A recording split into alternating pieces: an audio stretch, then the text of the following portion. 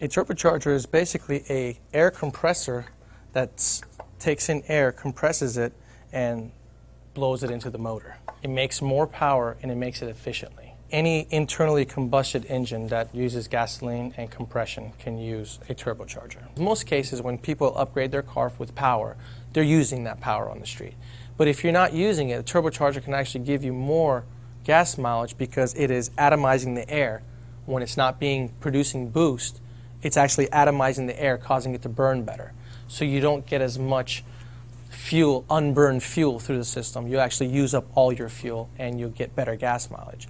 But if you're also in it using the boost all the time, it'll take away 25 to 30% of your fuel economy. Wastegate is basically a bypass valve that is installed on the hot side before the turbocharger.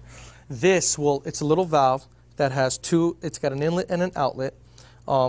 Exhaust gases come in here before the turbo, and this will regulate how much the turbine wheel and the turbo spins. When you're turbocharging a motor, this is what's going to come off. This is a stock exhaust manifold that typically comes from the head where the exhaust is, goes down and hooks up to your exhaust and goes out the back of the car. We take this off and replace it with a turbo, which this is the hot side of the turbo. You replace that manifold with this manifold, it's a log manifold that the turbo sits on. So now you've got a collector where it takes all 4 cylinders exhaust into one area that goes inside the turbine housing. The turbine housing is the hot side.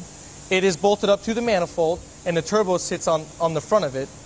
You have the exhaust coming out the back, and here's the wastegate, basically the gate we talked about, the bypass valve, that's before the turbo on the bottom side of the manifold, and that just happens to be the way this manifold is set up. The only limit to power is how much fuel you can deliver to the motor and how well you can build the motor to handle the power.